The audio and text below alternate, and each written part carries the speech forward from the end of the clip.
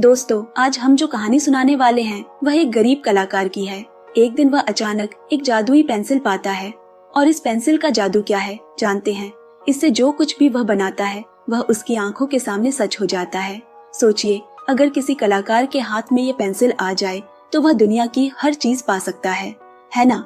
तो चलिए अब कहानी के अंदर चलते हैं। कहानी की शुरुआत होती है फांगांग नाम के एक लड़के से जो पेशे से एक कलाकार है।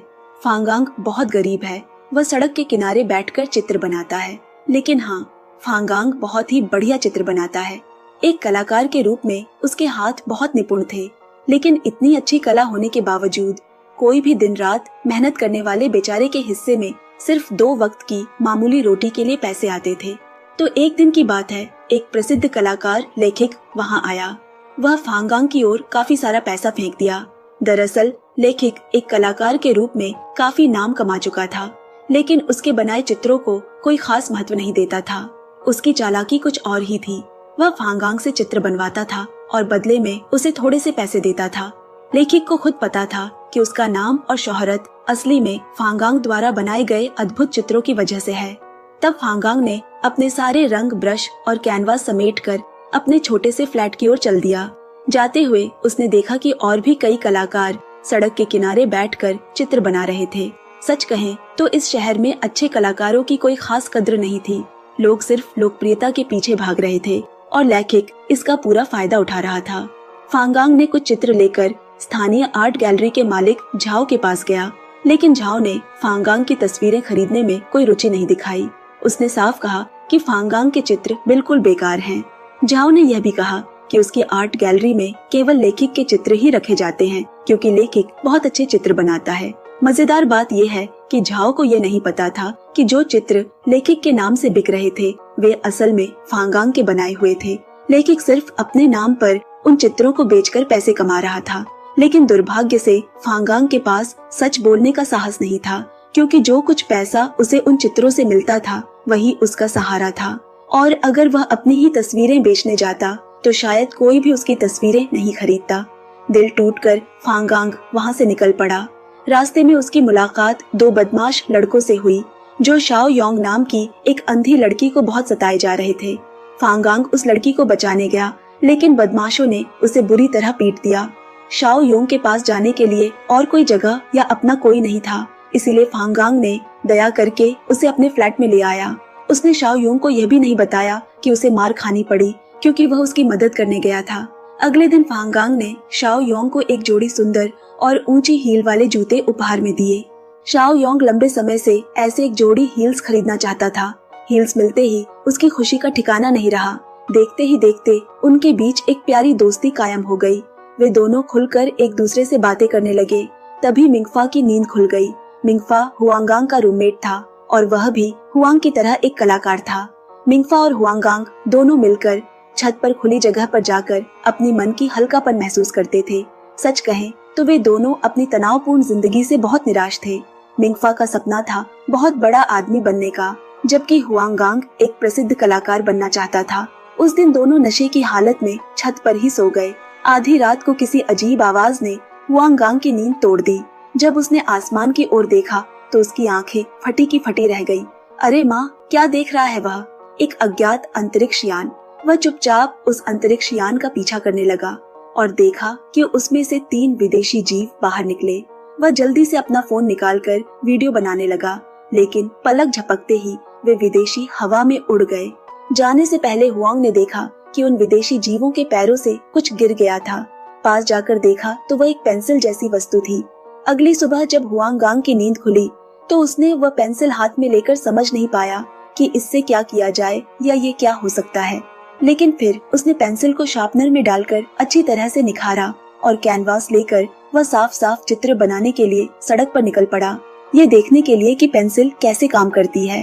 हुआंग ने सबसे पहले एक सेब का चित्र बनाया और जैसे ही चित्र पूरा हुआ, यकीन मानिए दोस्तों, वह सेब सचमुच फल में बदल गया। हुआंग को लगा जैसे वह सपना देख रहा है। उसने वह सेब उठाकर एक काटा और देखा, इसका स्वाद बिल्कुल ताजा असली सेब जैसा था। इस अद्भुत घटना को देखकर वह पूरी तरह स्तब्ध रह गया। वह दौड़कर मिंगफा के पास गया और सारी घटना विस्तार से बताई, लेकिन मिंगफा उसकी बात पर विश्वास नहीं करता था।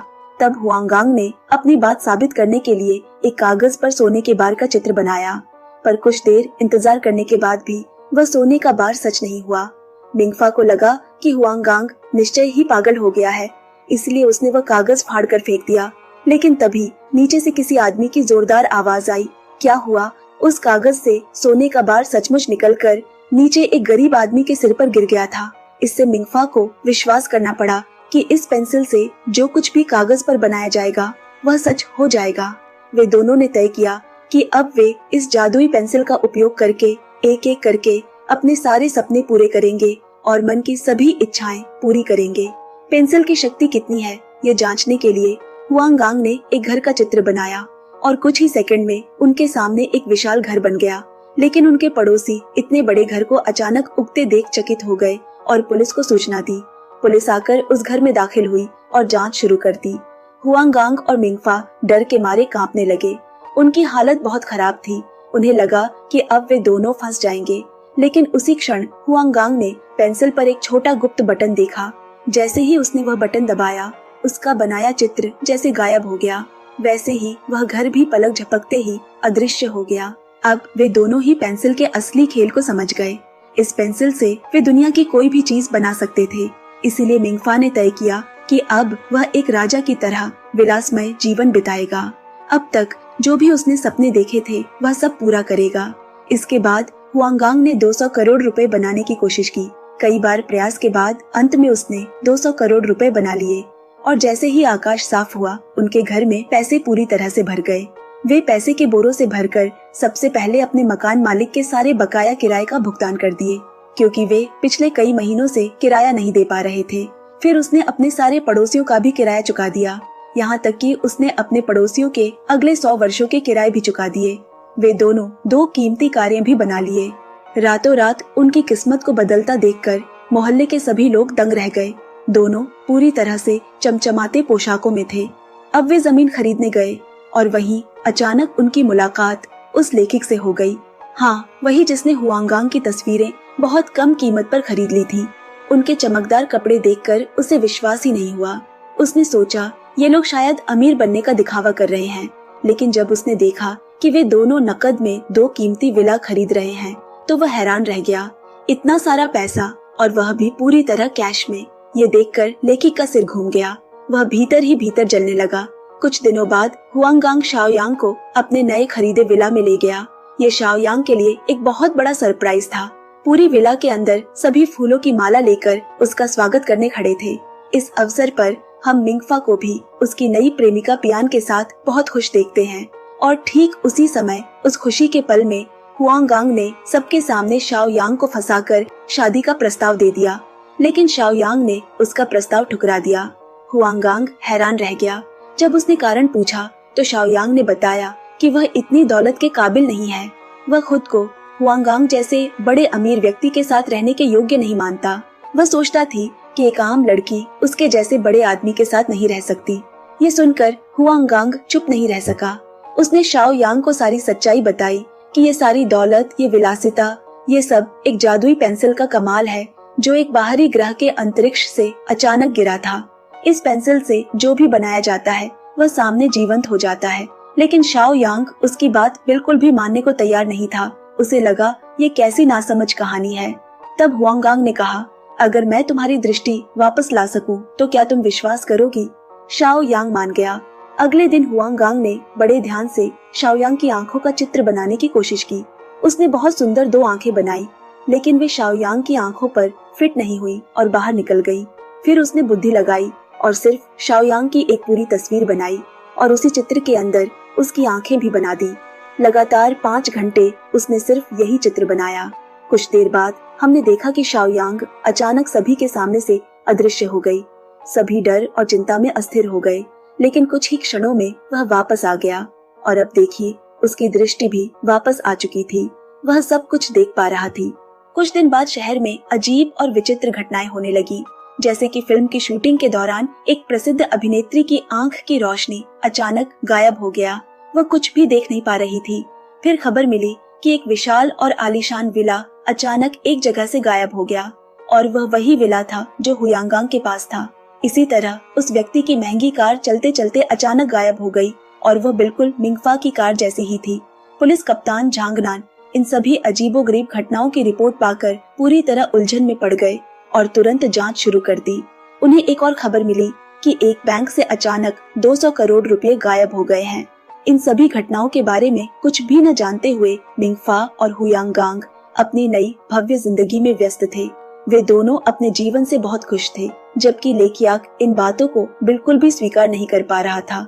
हुयांगांग, जो कभी एक सड़क कलाकार था, वह रातों रात इतना धनवान कैसे हो गया, ये बात उसके समझ में नहीं आ रही थी। इसीलिए उसने सीधे पुलिस कप्तान झांगनान को फोन किया और बताया कि उस बैंक से 200 करोड़ रुपए हुयांगांग के अलावा किसी ने नहीं निकाले। कप्तान झांगनान ने जांच कर हुयांगांग के 2 बड़े डीलरों का पता लगाया।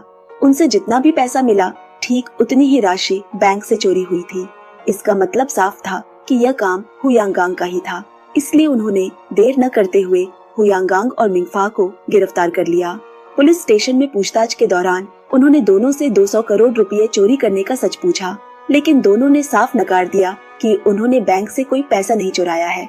तब झांगनान ने उनसे पूछा, तो फिर तुम्हारे पास इतनी धनराशि कहाँ से आई? इस सवाल पर दोनों ने कहा कि उनके पास एक अद्भुत शक्ति है, जिसकी मदद से वे जो कुछ भी सोचते हैं वह सामने आ जाता है। ये सुनकर झांगनान तो हंसते हंसते पागल होने लगे। उन्होंने उनकी बात पर भरोसा नहीं किया, लेकिन फिर हुयांगांग ने घर के अंदर एक फेरारी कार दिखाई। अब झांगनान की भी आंखें फटी की फटी रह गई। वे मानने को मजबूर हो गए कि उनके पास वाकई कोई अजीब शक्ति है, लेकिन चूंकि उन पर 200 करोड़ रुपए चोरी का गंभीर आरोप था और झांगनान के पास ये साबित करने के लिए कोई ठोस सबूत नहीं था कि उन्होंने बैंक लूटा है, इसलिए उन्हें मजबूरी में दोनों को छोड़ना पड़ा। पुलिस ने हालांकि उन पर कड़ी नजर रखना शुरू कर दी। उसके बाद उन्हें खबर मिली कि एक कार के शोरूम से एक फेरारी कार गायब हो गई है और वह हुयांगांग की वही दिखाई गई फेरारी थी। घर लौटने के बाद हुयांगांग ने अखबारों और टीवी से सब कुछ जाना। कैसे अचानक बैंक से 200 करोड़ रुपए गायब हो गए, कैसे एक फेरारी कार शोरूम से गायब हो गई। सारी खबरें सुनकर और देखकर हुयांगांग के दिमाग में जैसे बिजली गिर गई। उसे अब समझ में आ गया कि वह पेंसिल असल में नई चीजें बनाने के लिए नहीं है, ये पृथ्वी पर पहले से मौजूद वस्तुओं को टेलीपोर्ट करके उनके पास लाती है। इसका मतलब है कि इस पेंसिल का असली काम वस्तुओं को यहाँ वहाँ ले जाना है, नई वस्तुएं बनाना नहीं। कुछ दिन बाद शिया नाम की एक खूबसूरत महिला उनके घर आई। असल में शिया हुयांगांग की पुरानी प्रेमिका थी। एक समय वह हुआंग को छोड़कर पैसे के लालच में लेखिक के साथ चली गई थी, लेकिन लेखियाक अच्छा इंसान नहीं था। वह शिया के साथ मारपीट करता था। इसी वजह से वह फिर हुआंगांग के पास लौट आई। वह हुयांगांग से अपने अतीत की गलतियों के लिए रो रो कर माफी मांगने लगी। हुयांगांग ने शाओवंग की अनुमति लेकर शिया को उस रात उनके साथ थोड़ा शराब पीने का मौका दिया।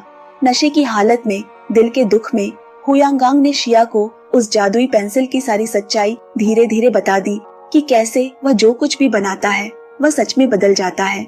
लेकिन उसे यह एहसास नहीं हुआ कि उसकी सारी बातें दरिंदा लेकी सुन रहा था, क्योंकि लेकी ने चालाकी से शिया के कपड़ों में एक छोटा सा गुप्त कैमरा लगा दिया था। अगले दिन सुबह कप्तान झांगनान अपनी टीम के साथ उनके घर पहुंच गए। हुयांगांग और मिंगफा आपस में बात कर रहे थे कि अब उस पेंसिल को पुलिस के हवाले कर देना चाहिए, क्योंकि पुलिस जो जांच कर रही है उससे वे जल्द ही सब कुछ जान जाएंगे, और अगर वे पेंसिल नहीं देंगे तो वे दुनिया के सबसे बड़े अपराधी समझे जाएंगे और जेल जाना पड़ेगा। अंततः दोनों ने बहुत सोच समझकर फैसला किया कि वे पेंसिल पुलिस को सौंप देंगे। झांगनान ने उनसे वादा किया कि अगर वे पेंसिल सौंप देंगे तो उनके खिलाफ कोई मामला नहीं चलेगा और उन्हें छोड़ दिया जाएगा। हुयांगांग ने अपनी संदूक खोली, जिसमें उसने पेंसिल को बहुत सावधानी से रखा था, लेकिन जैसे ही उसने संदूक खोला, देखा कि पेंसिल अंदर से गायब थी। असल में शिया रात को चुपके से आकर पेंसिल चुराकर उसे लेखी को दे चुकी था। हुयांगांग ने जिस पर भरोसा किया उसी ने उसे धोखा दिया। दूसरी ओर लेखी उस जादुई पेंसिल को पाकर खुशी से झूम उठा। उसने सबसे पहले दुनिया के सबसे बड़े आर्ट एग्जीबिशन की तस्वीर बनाई और कुछ ही सेकंड में वहाँ एक भव्य प्रदर्शनी खड़ी हो गई। फिर उसने एक भव्य राजमहल की तस्वीर बनाई और देखते ही देखते उसी जगह एक असली महल भी बन गया। लेकिन वह इससे भी संतुष्ट नहीं हुआ। इसके बाद उसने दुनिया की सबसे सुंदर मिस वर्ल्ड की तस्वीर बनाई और देखते ही देखते वह सुंदर अभिनेत्री उसके सामने प्रकट हो गई। लेकिन जब लेकी ने उससे कहा कि वह उसे शादी करना चाहता है, तो उसने गुस्से में उसके गाल पर जोरदार 2-3 थप्पड़ जड़ दिए। लगता है लेकी को पेंसिल मिलने से पहले अपनी शक्ल सुधार लेनी चाहिए थी। कुछ ही क्षण बाद इंस्पेक्टर झांगनान अपनी पुलिस टीम के साथ वहां पहुंच गए। उन्होंने लेकी से पेंसिल देने को कहा, लेकिन लेकी उस समय सत्ता के नशे में अंधा हो चुका था। उसने पेंसिल देने से साफ इनकार कर दिया। फिर लेकी ने उन्हें एक तस्वीर दिखाई और वह तस्वीर थी उसी बिन ग्रह के अंतरिक्ष यान की, जो बहुत दिन पहले उनके शहर के ऊपर से उड़कर गया था। वह तस्वीर देखते ही ऐसा लगा जैसे आकाश से वही बिन ग्रह का अंतरिक्ष यान सीधे उनकी ओर उतर रहा हो। वहीं दूसरी ओर उस अंतरिक्ष यान के अंदर मौजूद 3 बिनग्रही अब तक जान चुके थे कि उनकी कीमती पेंसिल खो गई है। यहाँ ये भी पता चला कि उस पेंसिल का असली काम वास्तव में अंतरिक्ष यान की सफाई करना है। अगर अंतरिक्ष में उनके रास्ते में कोई ग्रहणु या अन्य बाधा आ जाए तो वे पेंसिल की मदद से उसकी तस्वीर बनाकर उसे पल भर में रास्ते से हटा सकते हैं। मतलब वह पेंसिल उनके लिए एक अत्याधुनिक झाड़ू या सफाई का उपकरण है, कुछ और नहीं। लेकिन ने उस अंतरिक्ष यान की तस्वीर बनाई और देखते ही देखते वह अंतरिक्ष यान टेलीपोर्ट होकर सीधे उनके ऊपर आ गिरा। अंतरिक्ष से वे 3 एलियंस बाहर निकले। एक एलियन आया और हुयांग को पकड़ लिया, क्योंकि उसे लगा कि पेंसिल हुयांग के पास है। लेकिन हुयांग डरते हुए एलियन को बताया कि पेंसिल असल में लेकी के पास है। तब तक लेकी ने 1999 के समय के सबसे शक्तिशाली और भयानक टैंक की तस्वीर बना ली थी और वह खुशी खुशी उस टैंक के अंदर बैठा था। लेकिन एलियन कोई नौसिखिया नहीं था।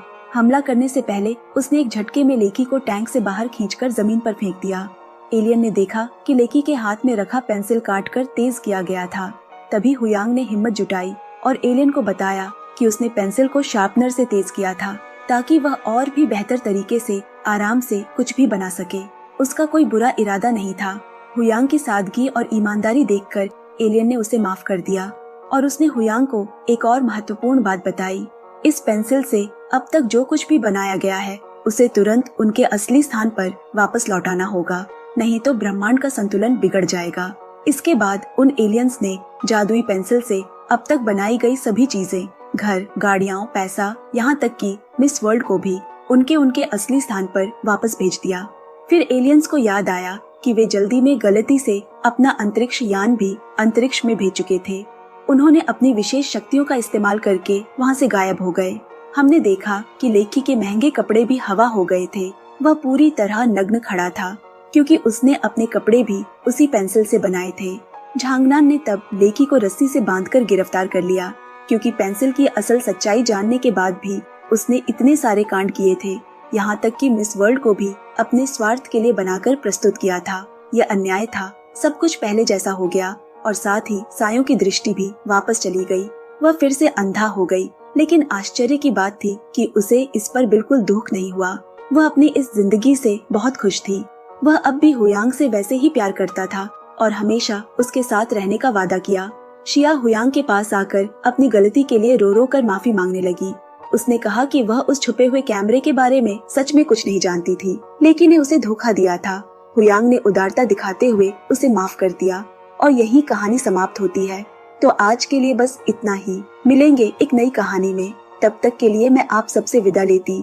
और ऐसी अच्छी अच्छी कहानियों के लिए मूवी स्ट्राइप को पक्के से सब्सक्राइब करें। साथ ही वीडियो पसंद आई तो भर भर कर लाइक, शेयर, कमेंट्स पक्के से करके हमें अपना सपोर्ट देते रहे दोस्तों। Bye bye, take care.